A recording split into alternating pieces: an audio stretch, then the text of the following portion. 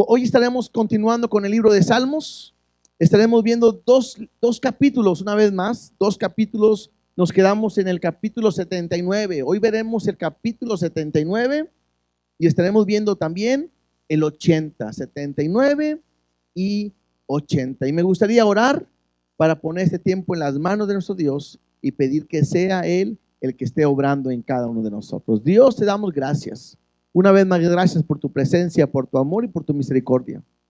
Ayúdanos, Dios, a poder estar atentos, a poder leer tu palabra y sobre todo a entender lo que quieres hablarnos a cada uno de nosotros. Espíritu Santo, toma el control.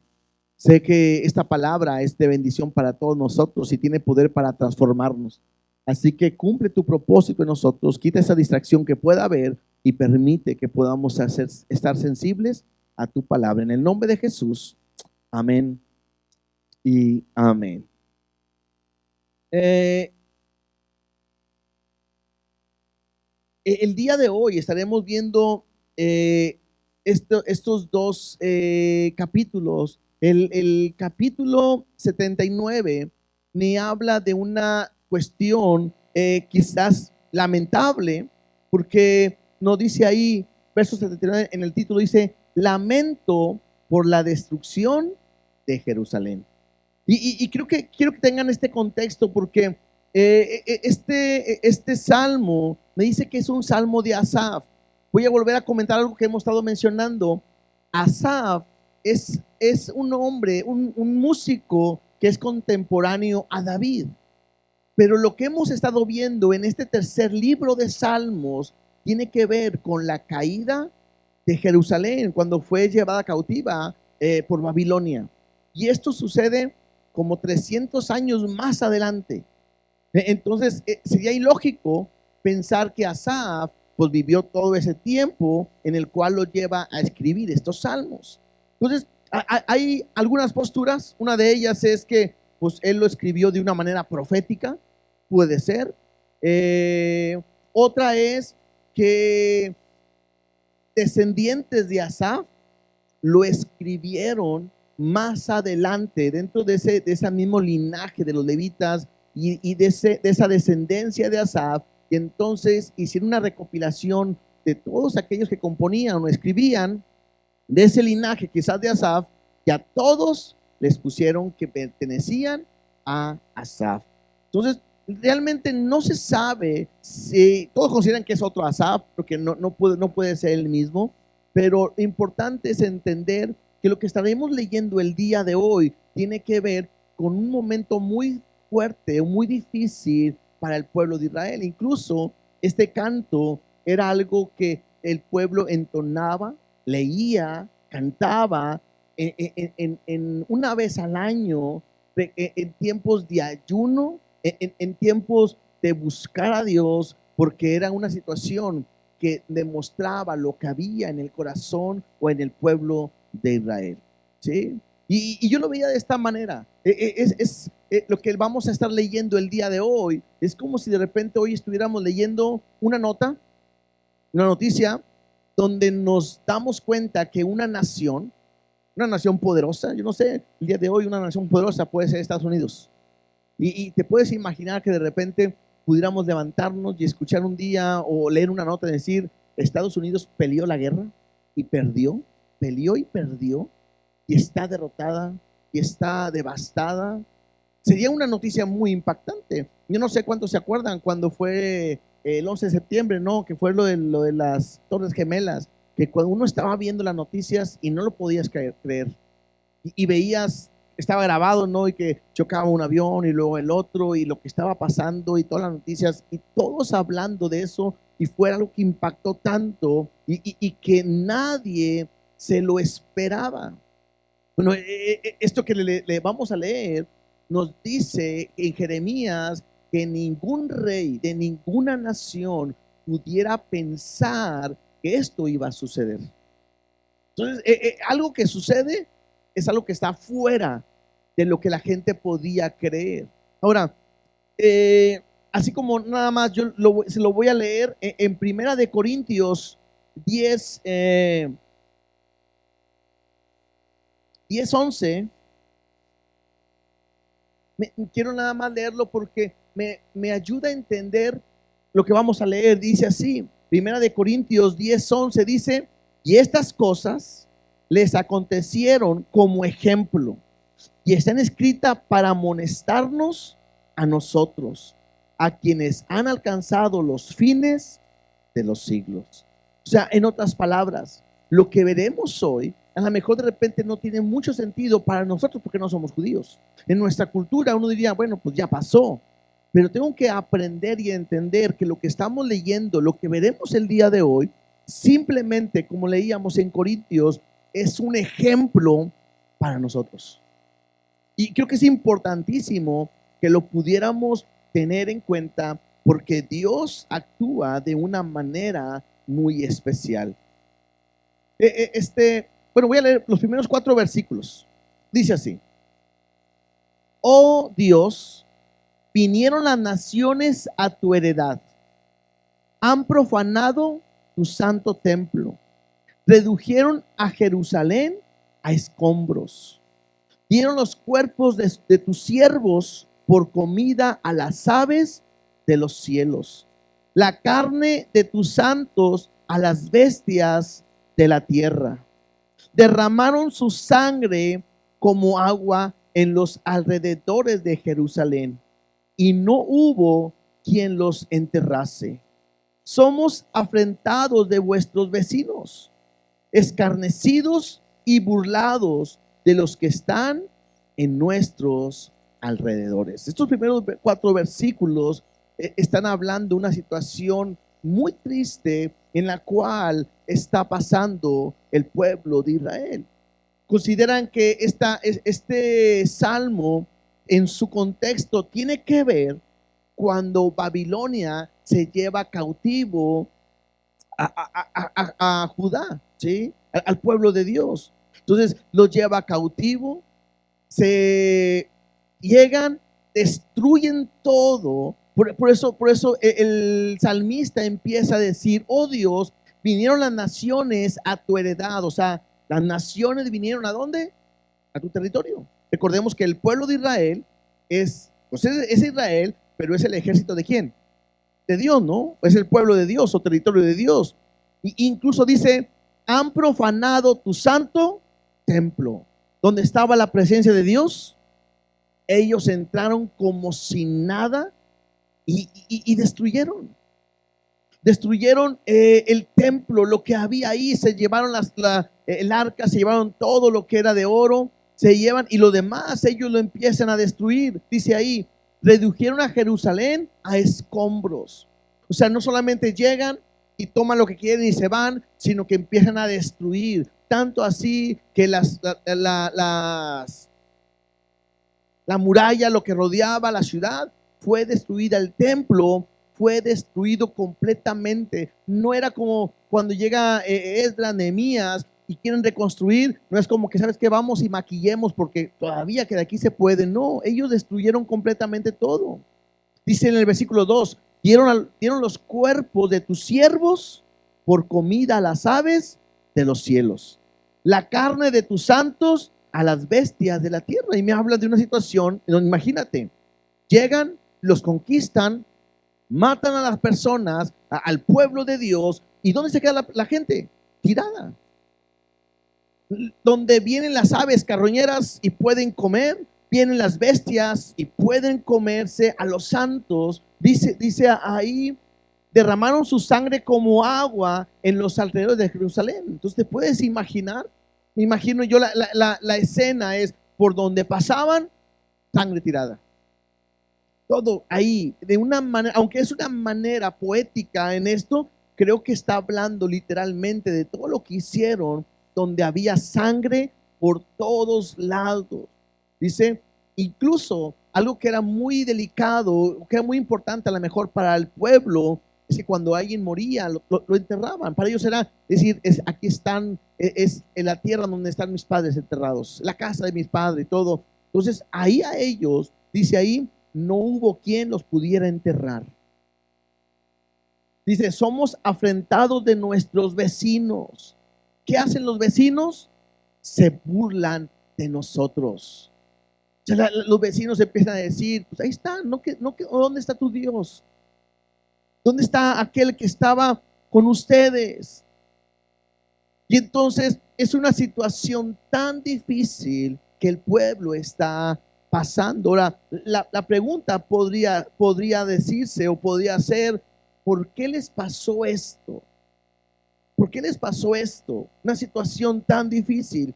Vamos al libro de Ezequiel, capítulo 5.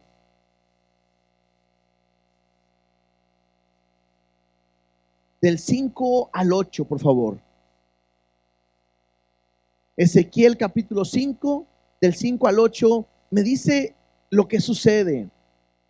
Dice, así ha dicho Jehová el Señor, esta es Jerusalén, la puse en medio de las naciones y de la tierra alrededor de ella. Y ella cambió mis decretos y mis ordenanzas en impiedad, más que las naciones y más que la tierra que están alrededor de ella. Porque desecharon mis decretos y mis mandamientos y no anduvieron en ellos. Por tanto, así ha dicho Jehová, por haberos multiplicado más que las naciones que están alrededor de vosotros, no habéis andado en mis mandamientos, ni habéis guardado mis leyes, ni aun según las leyes de las naciones que están alrededor de vosotros habéis andado. Así pues, ha dicho Jehová el Señor, he aquí, yo estoy contra ti, sí, yo haré juicios en medio de ti ante los ojos de las naciones. Y es aquí donde tenemos que aprender, porque aunque es una historia, otra vez, es algo histórico, yo tengo que aprender porque Dios la ha puesto con un propósito de enseñarnos a nosotros. Que Dios dice que había escogido a Jerusalén, lo había puesto como una señal, como una muestra. Recuerden que algo que Dios quería es que su pueblo fuera diferente a los demás. Algo que Dios quería es que su pueblo fuera una luz, un ejemplo, para que todos los demás vieran cómo Dios, como un pueblo que servía y amaba a Dios, se conducía como Dios quiere en justicia. El problema es que el pueblo empezó a vivir a su manera y empezó a ser desobediente, empezó a vivir en rebeldía. Incluso dice ahí, fueron más necios o vivieron más en impiedad, más que otras naciones. Y lo vimos el domingo un poquito, como Dios con su pueblo fue fiel y fue fiel y fue fiel y fue fiel una y otra vez. Pero llega un momento donde Dios dice que Él va a traer juicio, va a traer un castigo y una corrección a su pueblo. Y esa corrección lo llevó ¿a qué? A que Dios se hiciera a un lado y permitiera que el enemigo entrara. Y que el enemigo acabara con todo el pueblo. Por eso era algo que era imposible. La gente sabía, las naciones sabía que Israel, aunque a veces andaba así, Jehová estaba con ellos y era un Dios poderoso, porque tenían como referencia lo que Dios había hecho en Egipto y cómo ellos habían llegado y conquistado la tierra prometida que Dios les había dado. Entonces nadie pudiera pensar que podía llegar una nación y destruirlos, pero llega un momento donde Dios no hace nada y permite que el enemigo entre y acabe con toda la ciudad y los lleve cautivos, y ellos fueron llevados a Babilonia. La historia no la sabemos, pero es ahí donde el salmista está mencionando, o nos está en su oración, está diciendo lo que ha sucedido. Versículo 5, ahí en el Salmo 79 dice: ¿hasta cuándo, oh Jehová, estarás airado para siempre? ¿Arderá como fuego tu celo? Entonces, hay una pregunta que le están haciendo a Dios, y en cual le dice: ¿hasta cuándo, Jehová? O sea, ¿cuándo nos vas a ayudar? Recordemos algo, esta es una condición que ha pasado El pueblo del pueblo de Dios va a estar cautivo 70 años. Toda una vida, ¿no? 70 años. Y quizás en ese tiempo es donde ellos le dicen a Dios, Dios, ¿hasta cuándo? Pasa un año y a lo mejor piensan que Dios va a cambiar y Dios no hace nada. Y pasan 5 años, y pasan 20 años, y pasan 30 años. No sabemos cuántos años han pasado hasta este momento, pero llega el clamor del pueblo en el cual le dicen a Dios, ¿hasta cuándo, Jehová? La segunda pregunta le dicen, ¿estarás airado para siempre? ¿Arderá como fuego tu celo? Y creo que esto es importante para nosotros porque es Dios el que nos muestra que Él es un Dios misericordioso, pero es un Dios también que va a juzgar con justicia.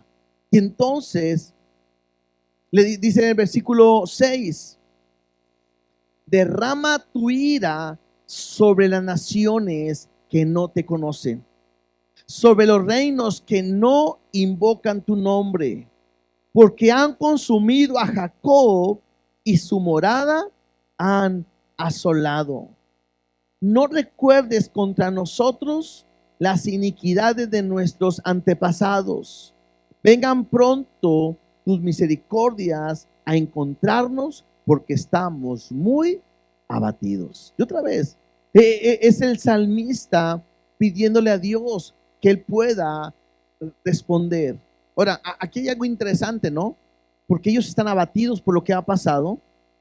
Saben que fue una consecuencia de su pecado, pero de repente donde ellos empiezan a decir en el versículo 6, derrama tu ira sobre las naciones que no te conocen, es como si ahí pudiera decir, como que le quieren aventar la pelota a alguien más, pero no es eso, sino que lo que está sucediendo no es que Dios, escuchemos esto, no es que Dios metió su mano y Él acabó con su propio pueblo. En el momento de ser cautivo, al momento de morir, al momento de que quedaron todos muertos, no es que Dios levantó su mano contra su propio pueblo. Más bien que Dios se hace un lado y le quita la protección y el cuidado que había en su pueblo. Y entonces, ¿quiénes entraron? Naciones enemigas, naciones paganas, naciones idólatras, naciones que necesitan también un juicio por su pecado. Y lo que está haciendo simplemente el salmista es, pues tú también, Dios, derrama tu ira sobre estas naciones que no te conocen. Sobre los reinos dice que no te invocan tu nombre, porque ellos han consumido a Jacob, o sea, a su pueblo y también a su morada. Y luego dice, no recuerdes contra nosotros las iniquidades de nuestros antepasados. No quiere decir, porque de repente aquí nomás quiero poner un paréntesis, no quiere decir que ellos estaban llevando consecuencias de pecados, más bien de sus seres antepasados, en el sentido de que, como a veces nos dicen, es que estás cargando la maldad de tus padres y que todo eso, no, sino que es una consecuencia que Dios había metido a todo el pueblo, porque habían pecado.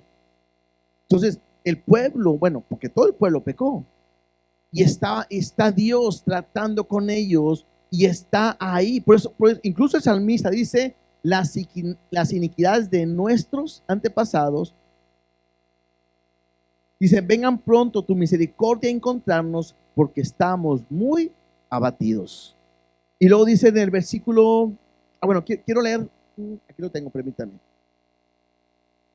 Primera de Pedro 4:17, en Primera de Pedro,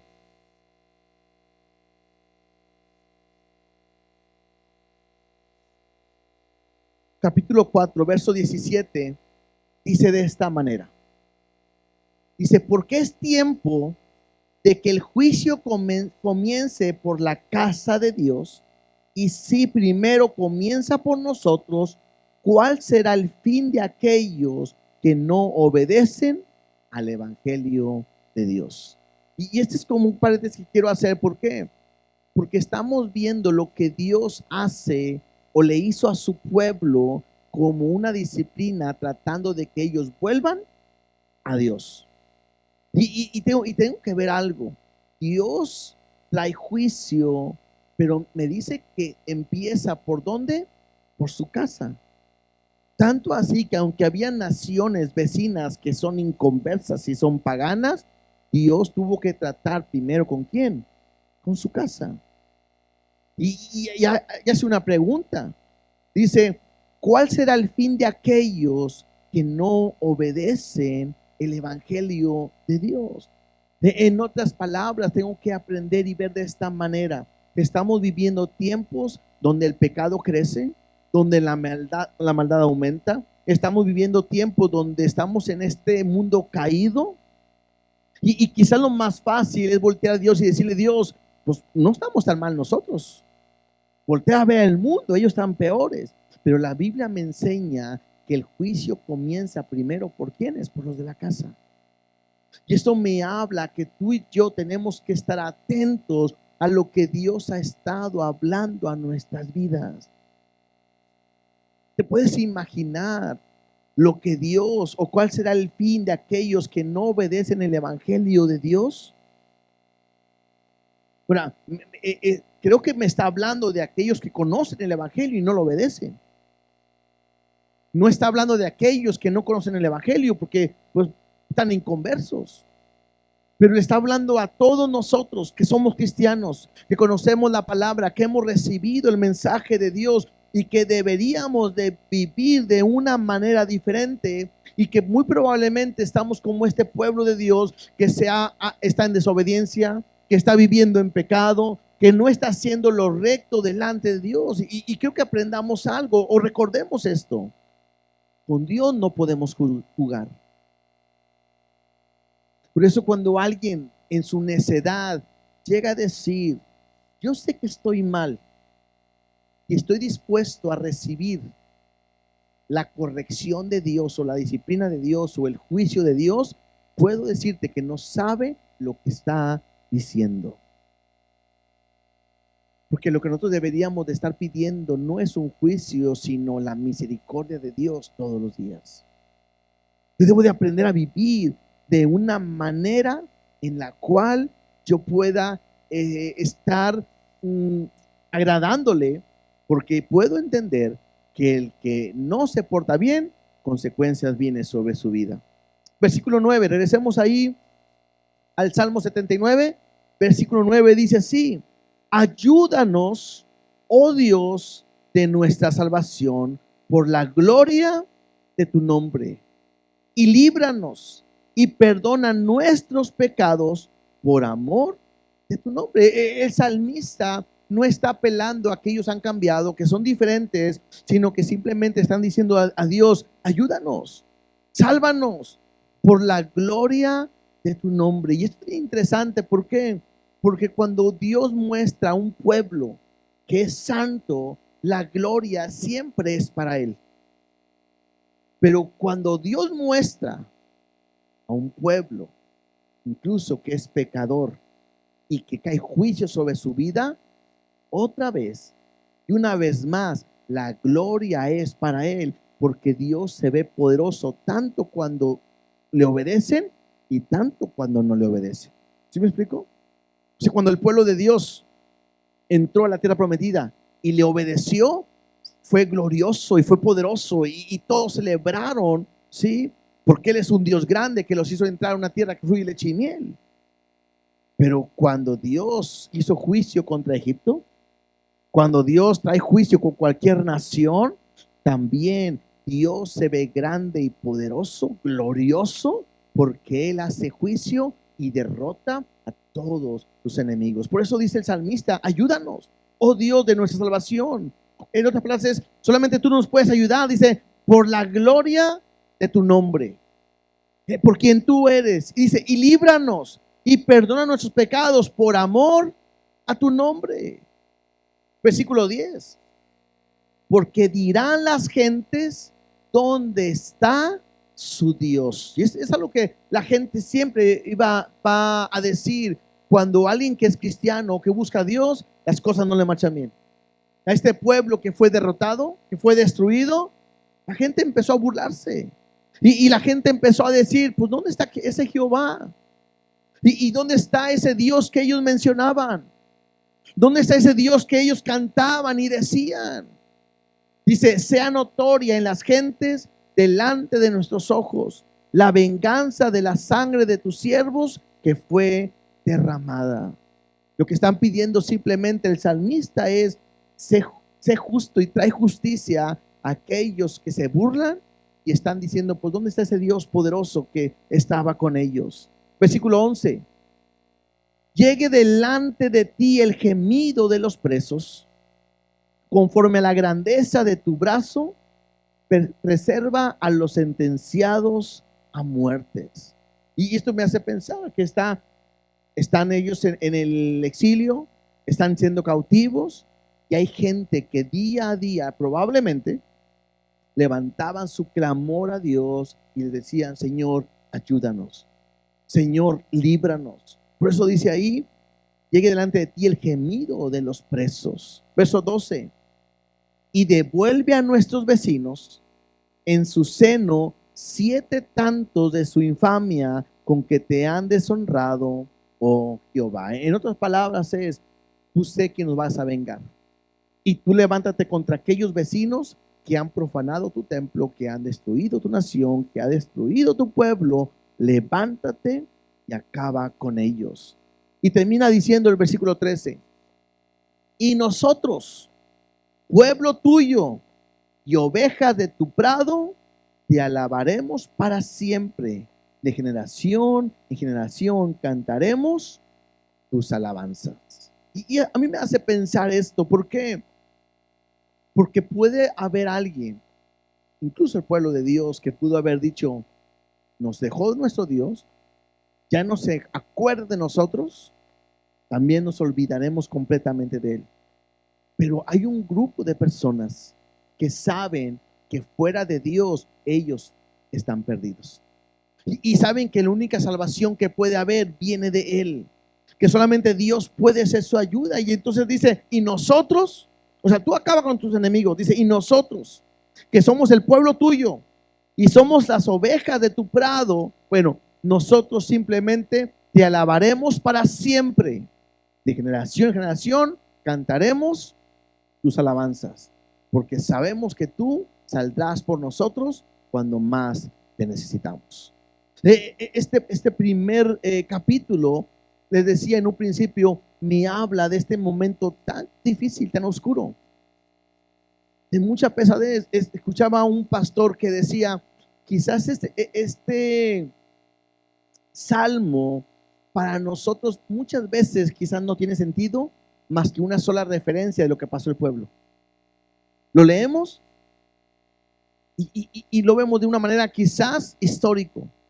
Dice un pastor, pero hay lugares en nuestros días donde la gente que cree en Dios, que predica de Cristo, que confía, están en peligro de muerte.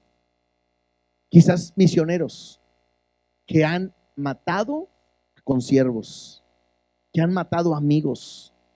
Y para ellos pareciera que este salmo tiene mucho más sentido. Porque es como si alguien dijera, Dios, nos han encontrado y nos han matado y nos han llevado preso y nos han quitado todo y nos hace esto. Dios, ayúdanos. Y es interesante porque gracias a Dios vivimos en un lugar donde podemos predicar libremente y no tenemos esa persecución aquí nosotros. Pero hay gente que sufre y entonces tiene que levantar una oración mucho más allá, no solamente de lamento, sino también una súplica donde Dios lo pueda cambiar todo. Por eso el capítulo 80, míralo cómo empieza. Capítulo 80 dice, súplica por la restauración. Al músico principal, sobre lirios, testimonio, salmo de Asaf. Y otra vez, este es un salmo de Asaf. Y muy probablemente, les dije que el Salmo 79 tenía un contexto muy probablemente con Babilonia, cuando ellos los llevaron cautivos. Bueno, este Salmo 80 tiene un contexto más apegado a cuando Asiria toma y conquista el reino del norte. Acuérdense así nada más como referencia.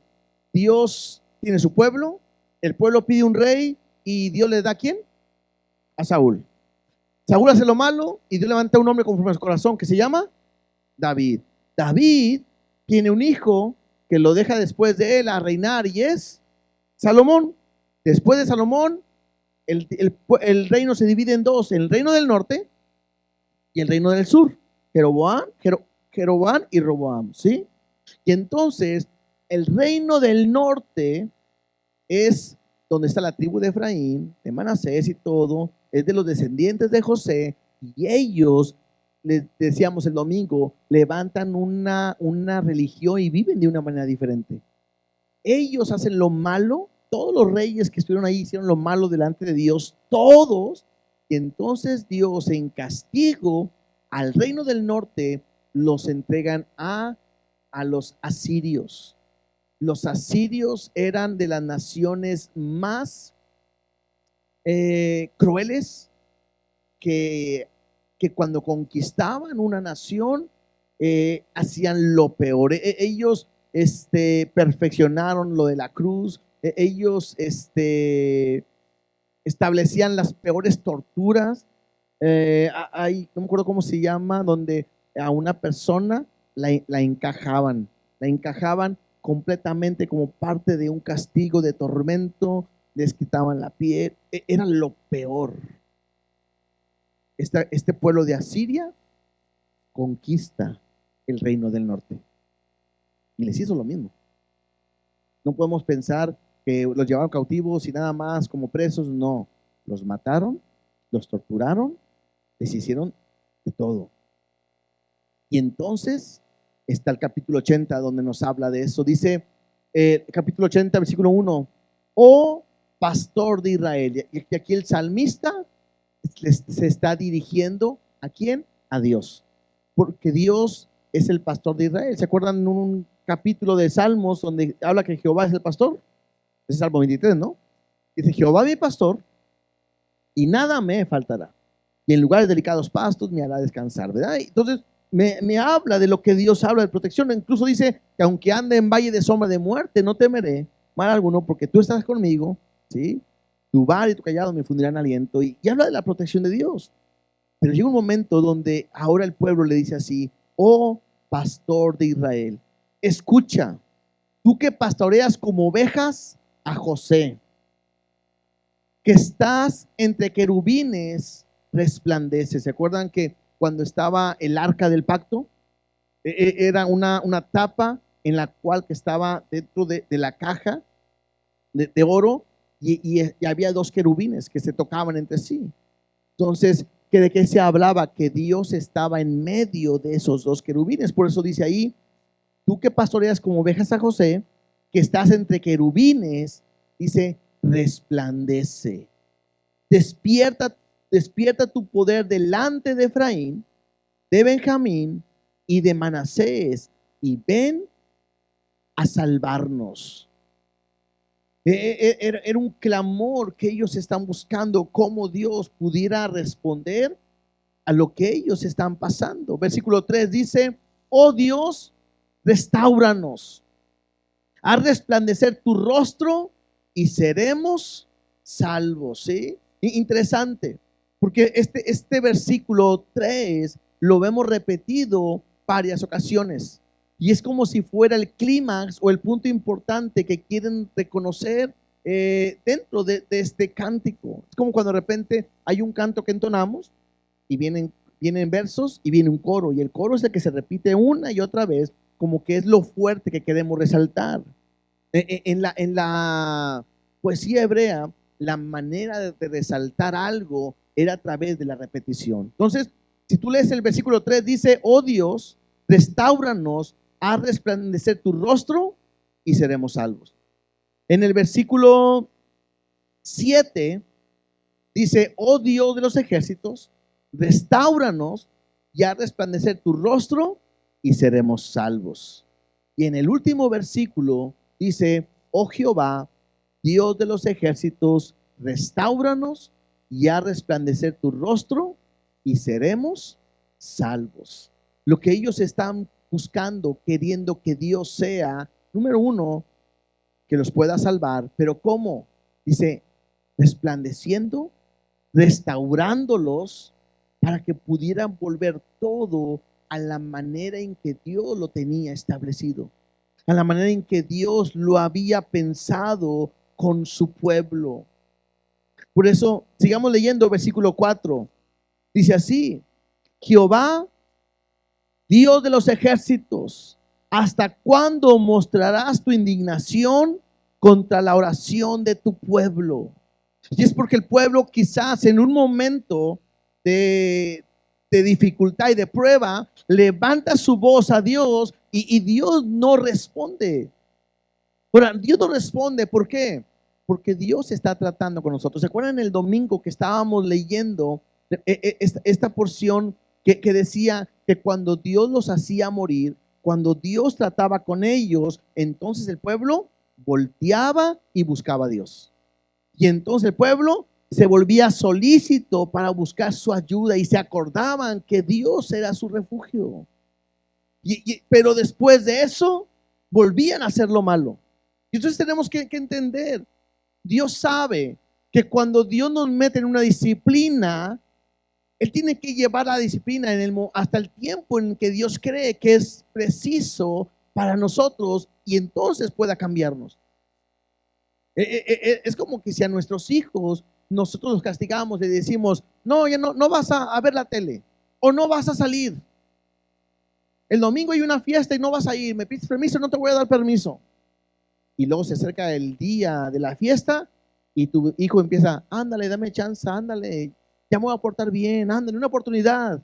Y dices tú, bueno, te voy a dar una oportunidad, pero hay que ser la última. A veces nosotros cedemos de esa manera. ¿Tú crees que nuestro hijo va a cambiar si le quitamos el castigo? Muy probablemente no, ¿cierto?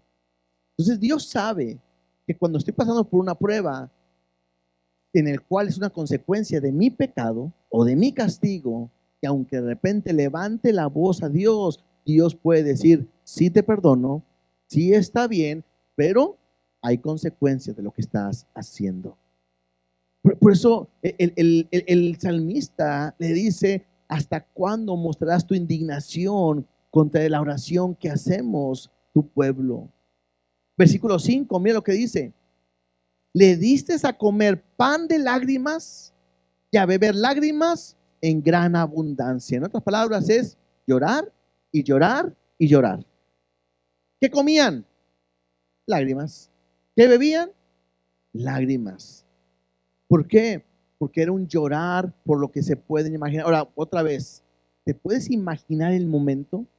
Aquellas personas que no murieron, pero que pudieron ver en el momento en que la nación entraba, los asirios, y los tomaron y los mataban, y a sus seres queridos, y a lo mejor les quitaban las pieles, y a lo mejor los encajaban en palos y empalentamiento, creo que algo así se llama.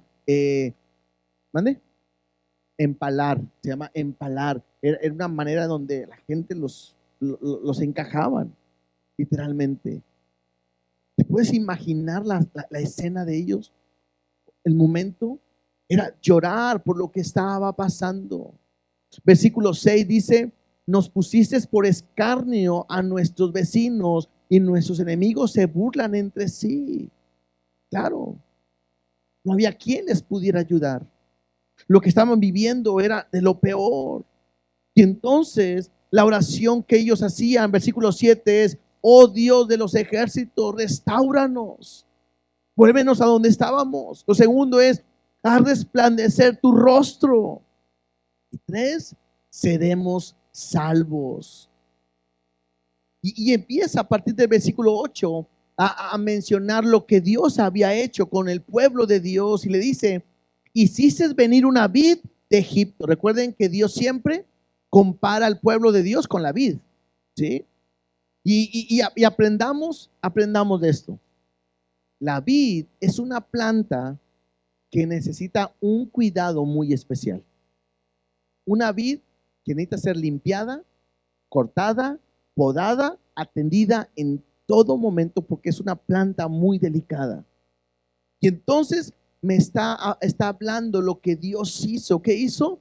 Hizo venir una vid de Egipto, o sea, la sacó de Egipto. Echaste las naciones y la plantaste. ¿Qué fue lo que hizo? Entregó la tierra prometida, quitó las naciones y ahí estableció a su pueblo. Dice, limpiaste sitio delante de ella e hiciste arraigar sus raíces y llenó la tierra. O sea, la has plantado en la tierra prometida y ese pueblo empezó a crecer y empezó a echar raíces. Y esas raíces hizo que ellos crecieran, dice, llenó la tierra. Dice, los montes fueron cubiertos de su sombra y con sus sarmientos, los cedros de Dios, me hablan de una manera otra vez poética, crecieron. Fue tan grande que aún los cedros y todo fueron cubiertas de parte de este pueblo que creció, de esta vid. Dice, los montes fueron cubiertos de su sombra y con sus sarmientos, los cedros de Dios. Dice, extendió sus vástagos hasta el mar y hasta el río sus renuevos. ¿Por qué? Ahora viene una pregunta. ¿Por qué aportillaste sus vallados y la vendimian todos los que pasan por el camino? La destrozan el puerco montés y la bestia del campo la devora. Hace esta pregunta. Si Dios había plantado la vid y la vid empezó a crecer y empezó a extenderse, es porque Dios, yo te lo voy a leer un poquito más adelante, había puesto un cerco que la protegía. Pero la pregunta es, ¿por qué aportillaste o derrumbaste o quitaste ese vallado que habías puesto? Ahora cualquiera entra y puede tomar el fruto. Entra el jabalí o dice ahí el puerco montés y lo destroza. Y acaba completamente con todo. Dice, oh Dios de los ejércitos, vuelve ahora, mira desde el cielo y considera y visita esta viña, la planta que plantó tu diestra y el renuevo que para ti afirmaste. De una manera poética le está diciendo, a ver Dios, tú la plantaste, es tu renuevo, es tu pueblo, es tu viña. Ven y límpiala, ven y levántala de nuevo, restáurala de nuevo. Verso 16 dice, quemada a fuego está, asolada, perezcan por la represión de tu rostro. Sea tu mano sobre el varón de tu diestra, sobre el hijo del hombre que para ti afirmaste. Dice el versículo 18 y 19, así no nos apartaremos de ti. Vida nos darás e invocaremos tu nombre. Oh Jehová, Dios de los ejércitos, restáuranos, haz resplandecer tu rostro sobre nosotros y seremos salvos. La pregunta otra vez es, ¿por qué Dios permitió esto? Mira, vamos ahora tantito, vamos a Isaías, capítulo 5, versículo del 1 al 7. Isaías capítulo 5, del 1 al 7. Incluso ahí en su Biblia dice parábola de la viña. ¿Ya lo tienen? Dice así: ahora cantaré por mi amado, el cantar de mi amado a su viña. Tenía mi amado una viña en una ladera fértil. Esto me habla que el que tiene la viña, ¿quién es? Dios. La viña, ¿quién es? El pueblo de Dios. Por eso estamos ahorita hablando en Salmos que compara esa vid, ¿no? Entonces, Dios tiene una viña. Dios ha plantado en una ladera fértil, o sea que es buena, y le dice, la había cercado, la había despedregado y plantado de vides escogidas. había edificado en medio de ella una torre y hecho también en ella un lagar y esperaba que diese uvas y dio ¿qué? Uvas silvestres. Entonces me está hablando de este labrador, de este que tiene una viña, una persona que había preparado todo. La vides era una fruta escogida. Había hecho una torre también, había quitado todas las piedras, había limpiado todo. Y lo que él estaba, además, había hecho un lagar para ahí hacer el proceso de la uva. Tenía todo preparado y lo que él estaba esperando es que diese uvas. El problema es que dio uvas, ¿qué dice? Silvestres, malas, agrias, que no sirven para el propósito que se había plantado. Y luego mira lo que dice: ahora pues, vecinos de Jerusalén y varones de Judá, juzgad ahora entre mí y mi viña. Es Dios que hace de repente una pregunta y dice: a ver, ustedes juzguen. Le dice a su pueblo, y no solamente a su pueblo, aún le dice a los moradores que están alrededor: a ver, juzguen entre mí y mi viña. Dice: ¿qué más se podría hacer a mi viña que yo no haya hecho en ella? ¿Cómo, esperando yo que diese uvas, ha dado uvas silvestres? O sea, de repente pareciera que Dios dice: lo he hecho todo, lo hice todo, lo cuidé, fueron las mejores uvas, la mejor semilla, en una ladera fértil, de una manera que pudiera caer agua y pudiera correr, no se inundara. Lo he hecho todo. ¿Qué más yo podría hacer? Versículo 5. Os mostraré pues ahora lo que haré yo a mi viña. Y aquí empieza lo que va a hacer. Le quitaré su vallado y será consumida. Aportillaré su cerca y será hollada. Haré que quede desierta. No será podada ni cavada, ni crecerá crecerá el cardo y los espinos, y aún las nubes mandaré que no derrame lluvia sobre ella. Ciertamente la viña de Jehová de los ejércitos es la casa de Israel, y los hombres de Judá planta deliciosa suya. Esperaba juicio, y he aquí vileza, justicia, y he aquí clamor. O sea, llega un momento donde Dios le dice a su pueblo: lo he hecho todo. Si meditamos un poquito en lo que vimos el domingo, cómo Dios sacó a su pueblo, lo bendijo y le dio agua, le dio carne, lo llevó en la nube, en el fuego, en todo. Pareciera que Dios dice: yo lo he hecho todo. Y esperaba que diese uvas, esperaba un fruto bueno. Es más, esperaba que estuvieran en justicia. Pero en lugar de recibir esa justicia, ese juicio, he aquí viene vileza, viene justicia o castigo, y vendrá también un clamor. Esto es lo que estamos viendo en Salmos. Ahora, ¿cómo lo podemos aplicar a nuestra vida?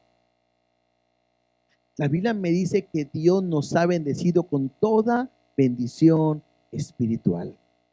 Y creo que es Dios el que también nos ha limpiado, nos ha puesto un cerco, nos ha bendecido, nos ha provisto, nos ha dado todo. ¿Alguien me puede decir qué más le falta a Dios hacer por nosotros? ¿Qué le faltará hacer Dios? ¿Volver a morir otra vez? ¿Que vuelva a venir a morir por nosotros? ¿Qué le faltará? ¿Volver a sufrir? La Biblia me dice que nos ha bendecido con toda bendición espiritual. Y la pregunta también es la misma.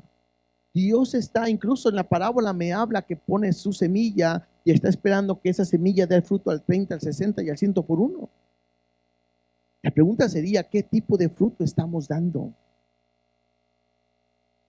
¿El fruto que Dios quiere?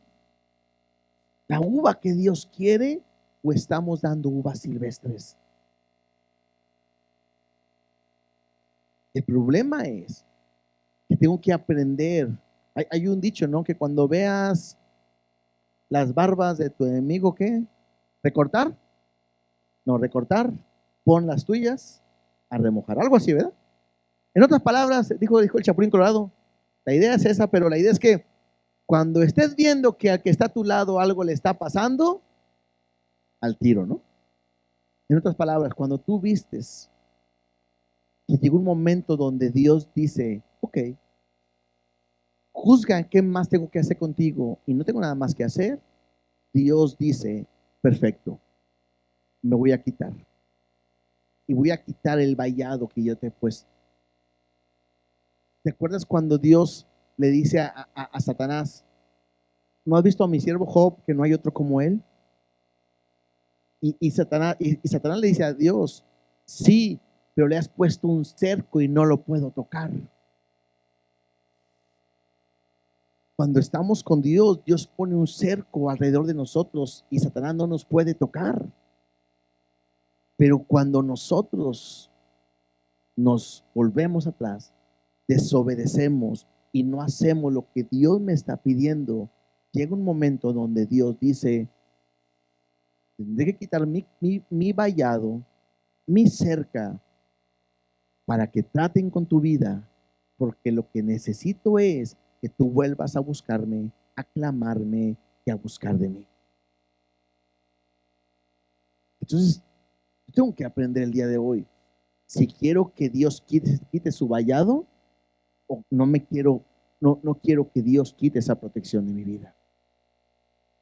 El problema es que puedo estar jugando al cristianismo y puedo estar dando frutas o uvas silvestres, amargas, agrias, que no sirven en vez del fruto que Dios tiene pensado para nosotros. ¿Qué tengo que hacer? Regresemos al Salmo 80, al final.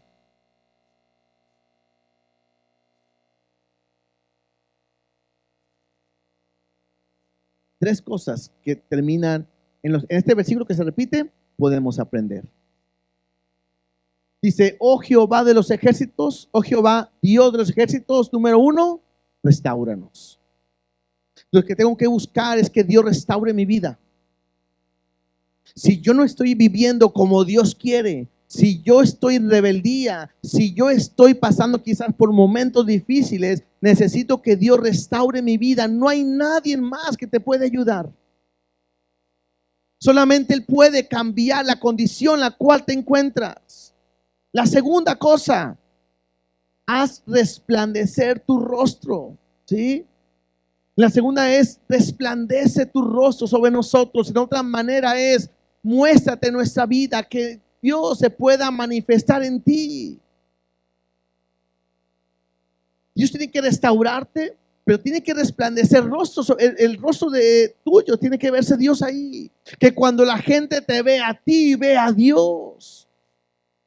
Y tercero, que Dios tiene que hacer es redimirnos o salvarnos.